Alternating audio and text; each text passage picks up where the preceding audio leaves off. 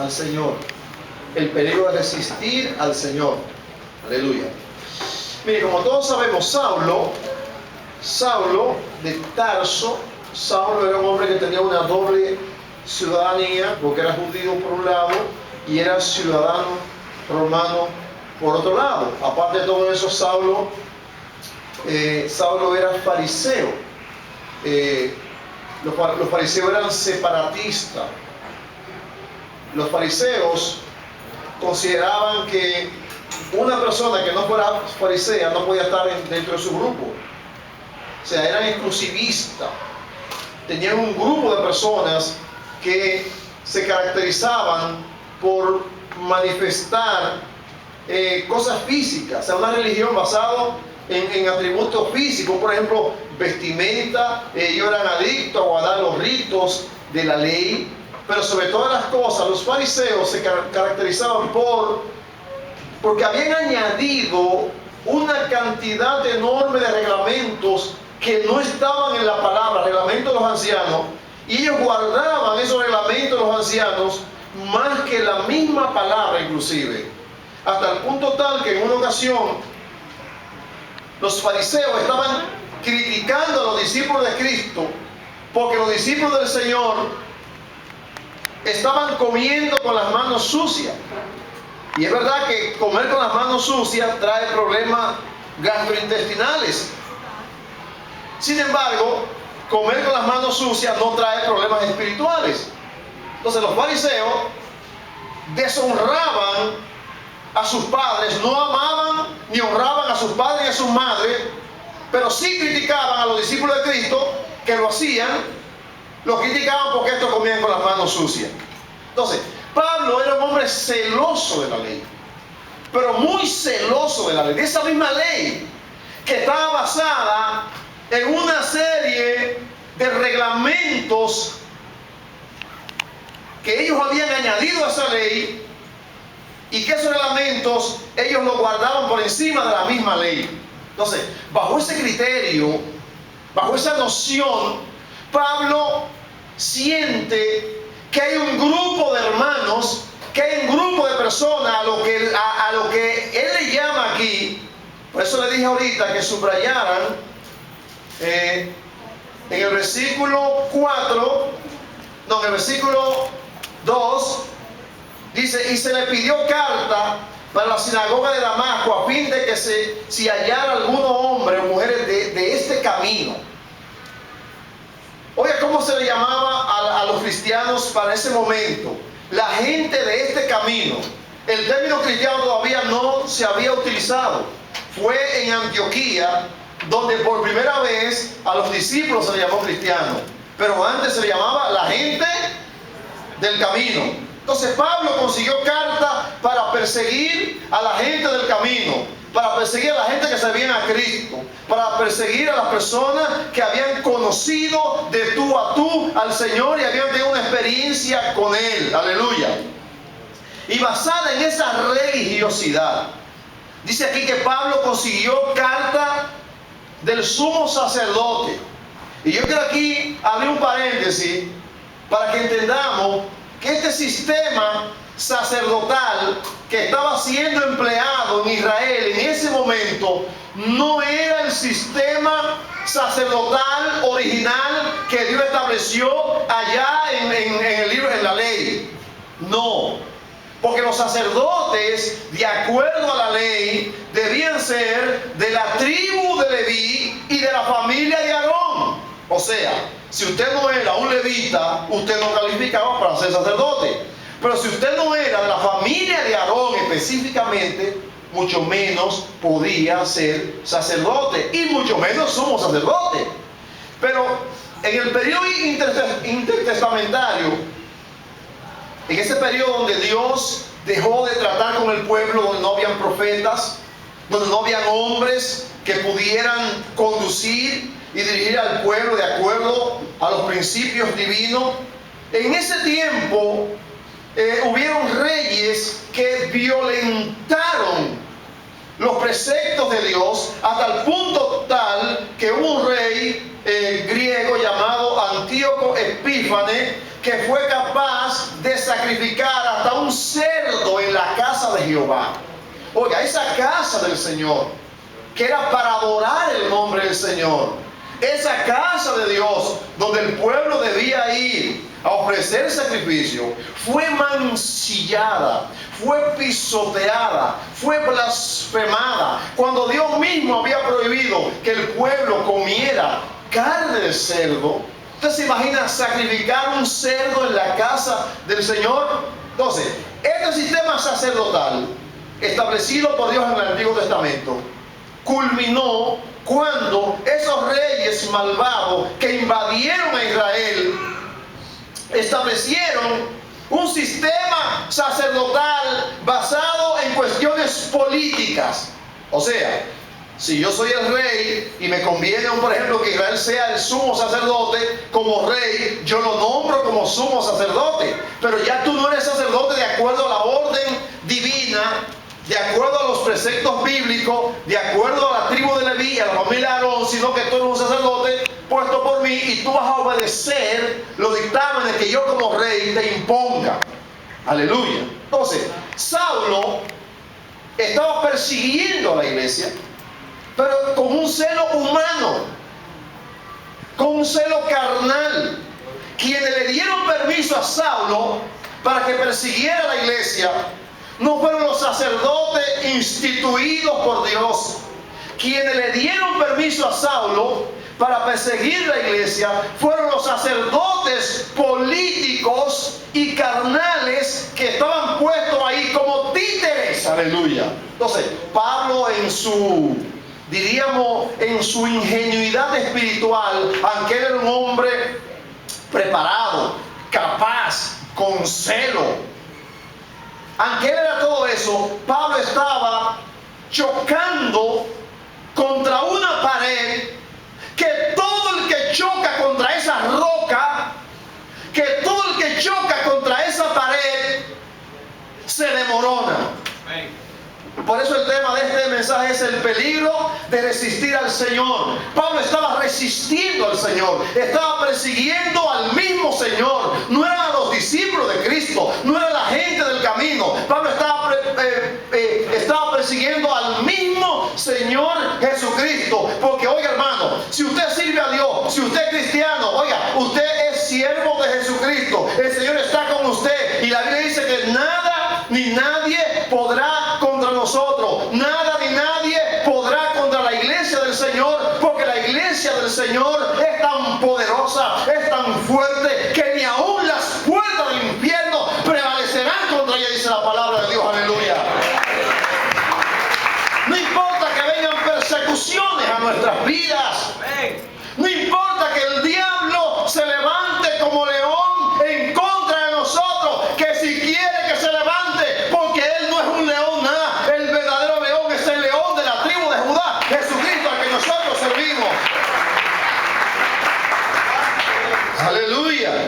Y Pablo, con este ímpetu, con este celo, con este conocimiento, porque era un fariseo, Pablo era un hombre dotado, Pablo era un hombre con un conocimiento por encima del que nosotros tenemos y más. Aleluya.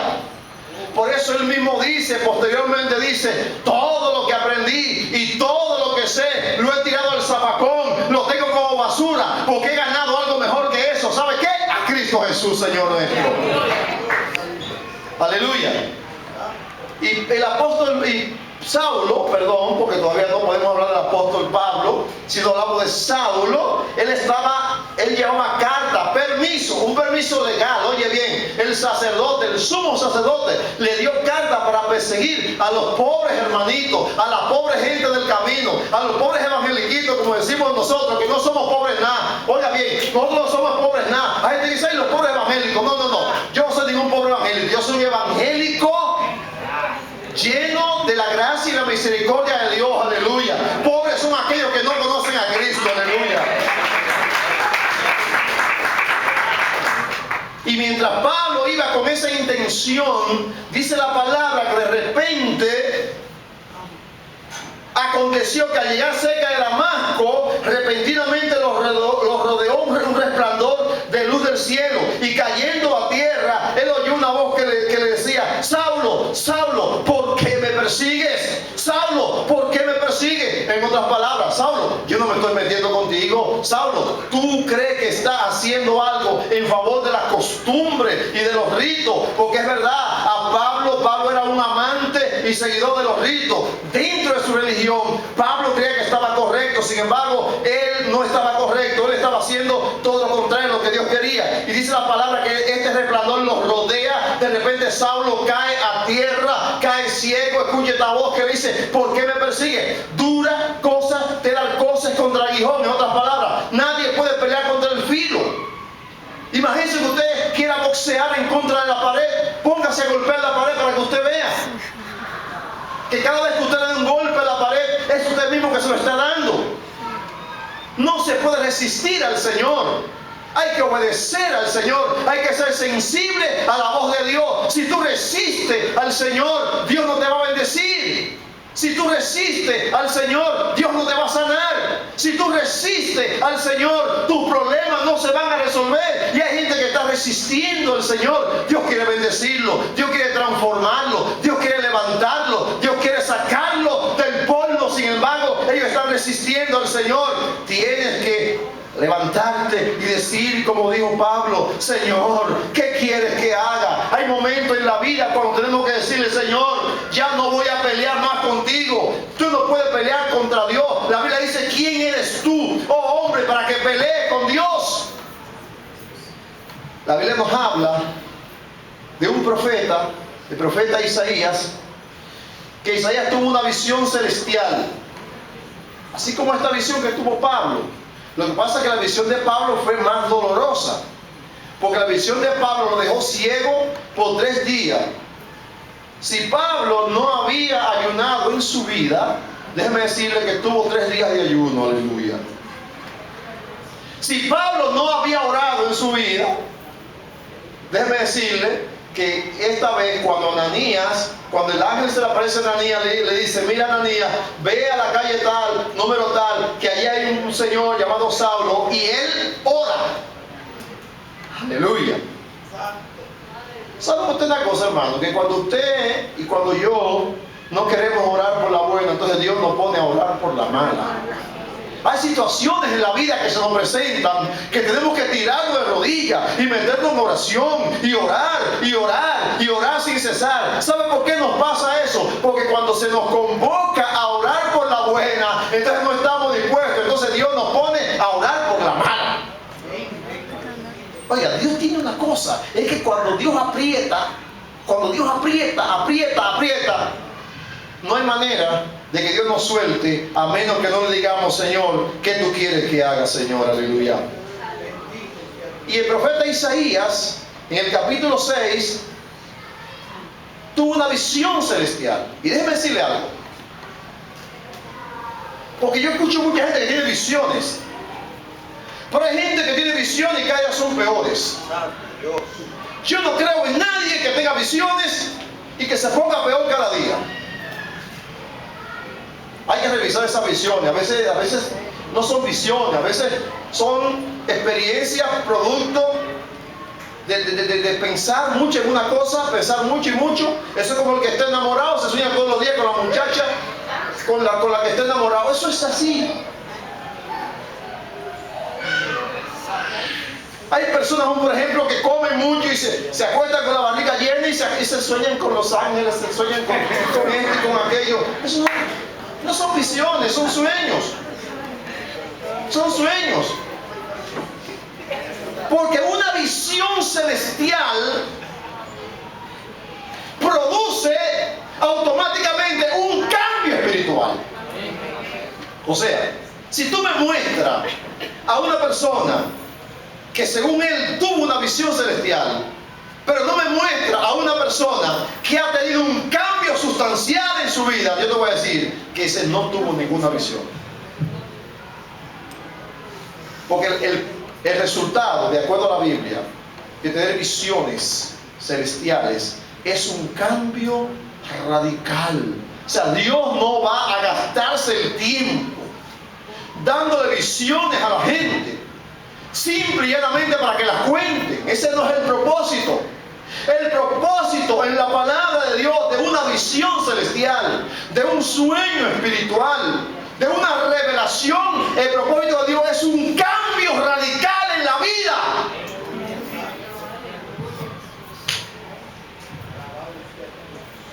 Cuando Jacob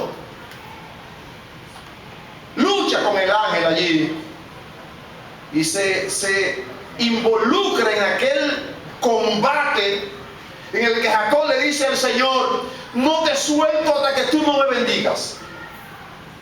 Y dice la Biblia que lucharon hasta el amanecer. Yo me imagino lo que es una lucha con alguien desde la madrugada hasta el amanecer. Usted se imagina el ángel queriéndose soltar. Déjeme decirle algo. No era que el ángel no se podía soltar. Claro que no, porque por Dios. Lo que el ángel quería ver era que Jacob anhelara aquella bendición. Eso pasa con Dios y nosotros, que a veces queremos cosas, pero las queremos suave, sin sacrificio, sin lucha. Entonces Dios no nos las da. Entonces Dios lo que hace es: tú la quieres, ven, arrebátala, ven, peleala. Yo te la voy a dar, pero tienes que pelearla. Pero aparte de pelearla, el resultado de un encuentro con Dios es un quebrantamiento absoluto. Todo el que se encuentra con Dios de una u otra forma, nunca, pero nunca jamás es igual. Y si es igual, no se encontró con Dios. Aunque se vaya a la cueva de Adulán, aunque se vaya a la cueva de Jaina, aunque se vaya al monte de San Pedro, aunque se vaya a la cordillera septentrional, oye, si te encuentras con Dios, si tienes una visión con Dios, tiene que haber un cambio radical y sustancial en tu vida. Aleluya. Entonces el profeta Isaías ve al Señor sentado en un trono alto y sublime, y sus faldas llenan el templo. O sea, Isaías vio la gloria del Señor, vio los serafines, los querubines. ¡Oh, qué majestuosidad! Aleluya. Pero concluye aquella visión diciendo: Señor, heme aquí, yo hago lo que tú quieras, envíame a mí. O sea, el verdadero y auténtico llamado del profeta Isaías a cumplir una misión en la tierra fue a partir de esta visión. Aleluya. Aleluya. Pero Moisés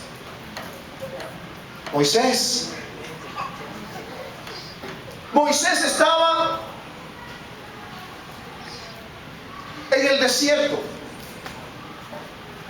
y de repente se encuentra con una zarza ardiente, y Moisés ve aquel espectáculo que era común en aquella zona, en aquella región, porque en esa región desértica es probable que pasen estos fenómenos, que por causa del calor, de la temperatura alta, 40 grados, 45 grados, se produzcan fuegos espontáneos. Y Moisés vio una zarza ardiendo, y cuando Moisés ve la zarza ardiendo, Moisés quiere acercarse, pero hay algo que le llama la atención, que la zarza arde pero que no se quema, y es ahí cuando él se acerca y escucha una voz que dice: Moisés, quita el calzado de tu pie, porque el lugar donde está santo es. O sea, tú no te vas a acercar a mí, así tal y como tú eres. Aleluya. Las visiones celestiales producen cambios en la vida de la persona. Aleluya. Transformación, renovación. La visión celestial produce nuevo nacimiento. La visión celestial cambia el carácter de la persona. La visión celestial cambia el lenguaje de la persona. La visión celestial produce que lo que hablemos, que lo que salga de nuestra boca sean palabras de bendición y edificación. Aleluya. No así de que yo tuve una visión celestial y tú oyes una gente con malas palabras. Oye, tuvo una visión del infierno, no una visión de Dios. Aleluya. Aleluya. El apóstol Juan, cuando tuvo la visión allá en Apocalipsis, dice la Biblia que cuando él vio al Señor, cayó como muerto. Fíjense que la experiencia, por ejemplo, de Jacob fue que después de la lucha Jacob terminó cojeando de un lado, O sea, no espere que usted va a tener una visión de la gloria de Dios y usted va a seguir derechito como si nada hubiera pasado. ¿Ah? Porque que yo tuve una visión de la gloria del Señor, pero soy el peor en el barrio que estoy viviendo. O tuve una visión de la gloria de Dios y estoy enamorando a las mujeres del barrio. O tuve una visión de la gloria de Dios y tengo 3 novias. O tuve una visión de la gloria de Dios, pero soy un tipo intransitable que nadie puede tratar conmigo porque soy como... No. Si tienes un encuentro real con el Señor, tiene que reflejarse eso en un cambio absoluto en tu vida, en una transformación de verdad. Aleluya. Bendito sea el nombre del Señor. Y Juan, cuando ve al Señor, él estaba en el Espíritu, dice la palabra, en el día del Señor. Oiga, en el Espíritu. Algunos teólogos creen que Juan estaba en ayuno, era día domingo. Pero ni siquiera Juan estaba en cuerpo. O sea, Juan no subió a la presencia de Dios, al tercer cielo, en el cuerpo normal y natural de él. Sino que Juan en el Espíritu estaba viendo aquellas visiones. Pero cuando él ve al Señor, dice la Biblia que él cayó como muerto. ¿Y sabe por qué? Es que los encuentros con Dios producen muerte. Los encuentros con Dios producen muerte. Muerte al viejo hombre. Muerte a la vieja vida. Aleluya.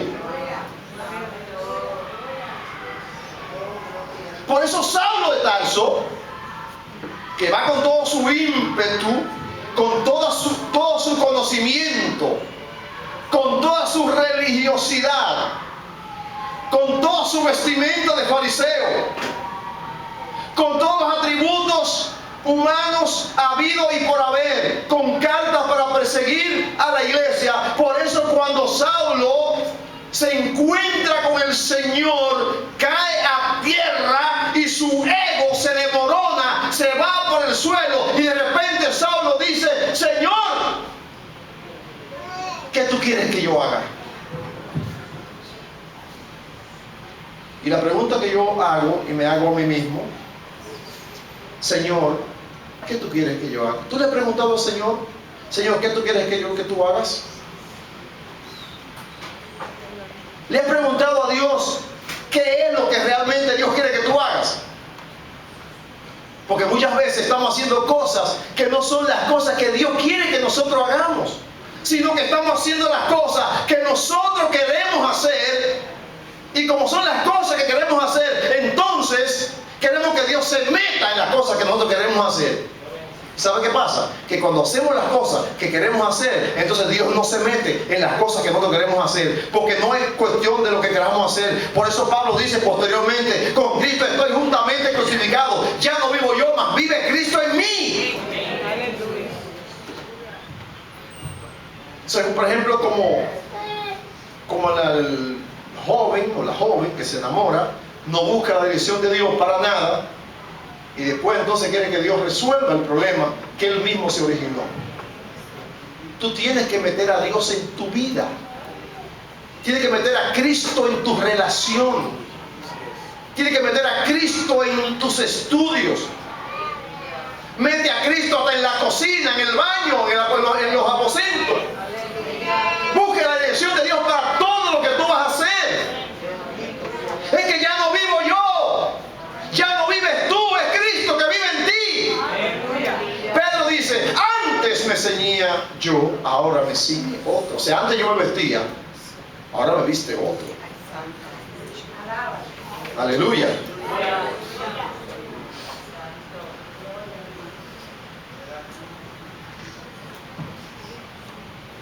¿Qué tú quieres que haga, Señor?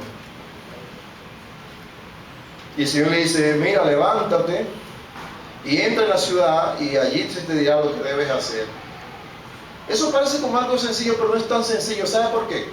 Porque a una persona con el ego que tenía Pablo, la postura religiosa que tenía, la autoridad que tenía Pablo, porque sí la tenía, porque fue dada por la cúpula religiosa de Israel, por la máxima autoridad de Israel, esa postura y esa autoridad y ese ego no se iba a doblegar así por así. Oye, levántate y entra en la ciudad y allí se te dirá lo que debes hacer. ¿Cuántos quieren que el Señor les diga lo que tienen que hacer? ¿O cuántos quisieran mejor decidir por sí mismos lo que tienen que hacer? ¿Qué es mejor? ¿Ser guiado por Dios para hacer lo que hay que hacer? ¿O hacer uno por cuenta propia lo que uno quiere hacer? Y dice aquí que los hombres que iban con Saulo se pararon atónitos porque a la verdad oían la voz, pero no veían a nadie. Aleluya. Oye, estos hombres iban en una caravana de Jerusalén para Siria, para Damasco. De repente se enfrentan a un ambiente sobrenatural. Hay gente que le tiene miedo a lo sobrenatural. ¿Y sabe por qué? Porque es natural tenerle miedo a lo sobrenatural. Porque lo natural es lo que nosotros conocemos. Como por ejemplo, levanta la mano cuando quisiera morirse. O pero no dice la Biblia que para nosotros vivir en Cristo y morir es ganancia. Entonces nadie se quiere morir. ¿Y sabe por qué nadie se quiere morir? Porque la muerte es algo ya sobrenatural. Y nosotros estamos acostumbrados a vivir en un mundo natural. Y nadie quisiera ir donde nunca nadie ha ido y haya regresado y ella ha dicho cómo es. Ahora, estos hombres que andaban con Pablo entraron a un ambiente sobrenatural porque de repente viene una luz enceguecedora y aparte de eso escucharon una voz, pero no veían a nadie. Aleluya. Cuando Samuel estaba allá en el templo, escuchó una voz que le decía: Samuel, Samuel. Y Samuel, me estaré yo poniendo loco. Y vuelve y se acuesta, va y dice: Elí, me están llamando. Y Elí dice: no, yo te he llamado. Y por 3 veces Samuel escucha la voz, no entiende, ni Elí entiende. ¿Sabe por qué Samuel no entendía? Porque todavía Samuel, no, dice la Biblia, no conocía a Jehová. ¿Sabe por qué Elí no entendía? Porque tampoco Elí conocía a Jehová. Porque ya aquella voz estaba en un ambiente sobrenatural. No es normal escuchar voces.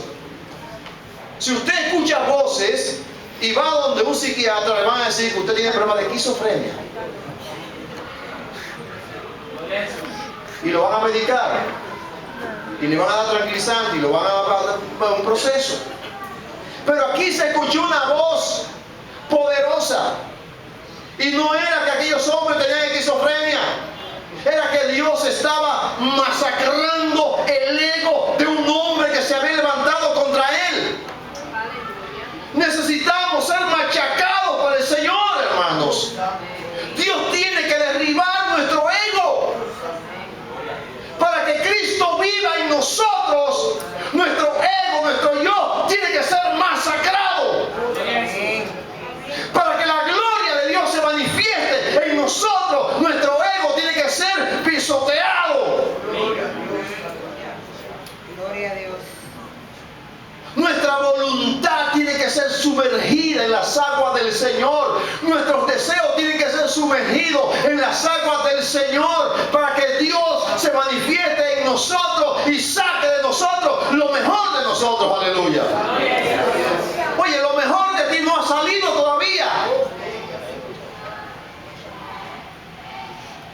Los campesinos usan una técnica, son algunos campos, con el ñame, por ejemplo. Cuando los campesinos siembran una mata de ñame, se lo aprenden en el campo, por supuesto. En el primer año, ellos no sacan ese ñame que ya está convertido en un ñame grande, sino que lo dejan ahí para el segundo año. ¿Sabe por qué? Porque ese ñame del primer año, cuando llega la época ya en que debe ser sacado, cuando se pasa el tiempo comienza a consumirse y va creando un hueco, va dejando un hueco en la tierra. Entonces al siguiente año, cuando nace el próximo ñame, ocupa todo ese hueco del ñame viejo más otro espacio y se convierte entonces en un ñame mucho más grande que el primero. Aleluya. Y eso ellos no lo aprendieron en Harvard, esos campesinos, lo aprendieron en la práctica. Dios necesita que menguemos para que Él crezca en nosotros. Tenemos que menguar, como dice la canción, para que Cristo crezca en nosotros. Y menguar implica negarse a sí mismo,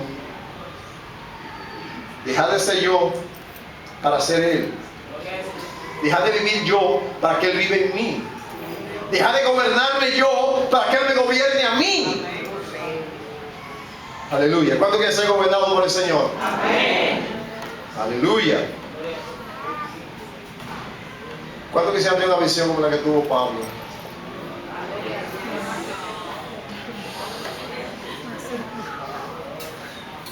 Aleluya. Y Saulo fue llevado allá por aquellos hombres. Y déjenme decirle que Dios siempre completa lo que termina. Oiga, Dios siempre completa lo que termina. Dios no deja nada por mitad. Dios no deja nada por mitad. Si Dios comenzó a darte la victoria, Dios termina dándote la victoria. Si Dios comenzó trabajando en tu vida, Él va a terminar trabajando en tu vida. Dios no deja nada a media. Es más, Dios no da calmante. No. Y la gente dice, ay Señor, necesito 200 pesos, mándame 200 pesos. ¿Qué molesta a Dios por 200 pesos? Hay gente que está buscando calmantes. Usted no tiene que buscar calmantes. Si está enfermo, el Señor puede sanar tu enfermedad de raíz. Dios estirpa el cáncer de raíz. No es que el Señor me mejoró, el Señor se hizo una oración de fe, el Señor mejoró la enfermedad y después se murió. No, eso no fue Dios. No, Señor, Dios no mejora. Dios hace la obra completa. Aleluya. Dice la Biblia que el que comenzó en nosotros la buena obra la perfeccionará hasta el día de Jesucristo. Y el que la comenzó en nosotros es experto terminando lo que comienza. Así que si estás pasando por un proceso, no te mortifiques. Tú no te vas a morir de ese proceso, no te vas a morir. El diablo no te va a matar. ¿Sabes por qué? El diablo no tiene ni siquiera la llave de su propia casa. Mucho menos va a tener la llave de mi casa. Porque la llave de mi casa yo se la entregué a Cristo hace rato. Aleluya. Aleluya. Y como Dios completa lo que termina, ya cuando Saulo llega, lo llevan a una casa. Dice que ayunó 3 días. Y no solamente ayunó, sino que estaba orando. ¡Qué experiencia! Ahora, yo no sé cómo que hay gente que quiere tener experiencia sin oración. Experiencia con Dios sin oración. Experiencia con Dios sin búsqueda. Experiencia con Dios sin quebrantamiento. Mire, una experiencia con Dios sin quebrantamiento es un problemazo. Para que haya una experiencia real con Dios, tiene que haber un quebrantamiento absoluto. Aleluya. Así que, cuidado, hermano, con resistir al Señor. Si Dios quiere trastornar tu vida, deja que Él te trastorne. Si Dios está trabajando en ti, deja que Él termine la obra. No pelees contra el aguijón. Es peligroso dar cosas, dar patada al aguijón. Eso es como darle patada a la pared o darle patada al filo. No pelee con el Señor, no alteres con el Señor. El proceso en el que tú estás metido es un proceso que te va a llevar a una gloria mayor, pero tiene que haber quebrantamiento. Hay que vaciarse para ser lleno de la presencia del Señor y de la gloria del Señor. Aleluya. Y Ananías tuvo que ir a la casa de Saulo, a la casa donde estaba Saulo, orar por él, y allí Saulo es bendecido, recibe la vista. Oiga bien, y tuvo una experiencia tan grande Saulo allí en aquella casa, que Saulo salió de ahí, no a predicar como alguna gente cree, porque Saulo después de ahí duró 3 años aprendiendo para poder salir y ser un verdadero discípulo y siervo del Señor, aleluya. Pero aquella fue una experiencia grande que Pablo tuvo, que lo cambió y fue un instrumento escogido para llevar el nombre. Dice, el Señor le dijo: ve, porque instrumento escogido me es este para llevar mi nombre en presencia de los gentiles, de reyes y de los hijos de Israel, porque yo le mostraré cuánto le es necesario padecer por mi nombre. Alabado sea el nombre del Señor para siempre. Dice que cuando Ananías oró, al instante cayeron de sus ojos como escama y recobró la vista, se levantó y fue bautizado. Y habían tomado alimento, recobró la fuerza, y estuvo Saulo por algunos días con los discípulos que estaban en Damasco. Pónganse sobre sus pies. No sigas resistiendo al Señor. Tienes que rendirte, aleluya. Tienes que rendirte. Si sigues resistiendo al Señor, no va a ser bendecido. Los golpes del Señor dan duros, pero cambian, transforman. No sigas peleando en contra de la pared, en contra de la roca. Únete a la roca, aleluya. Alabado sea Dios. Pero yo que pasen por acá para que cantemos yo quiero más de ti, aleluya. Y vamos a quebrantarnos delante del Señor por algunos instantes. Bendito sea el nombre del Señor. Y si tú estás luchando en contra del Señor o en contra de la voluntad de Dios, tú tienes en esta mañana que rendirte, en esta hora que rendirte, decir: Señor, ya no más, aleluya. Alabado sea el nombre de Jesús.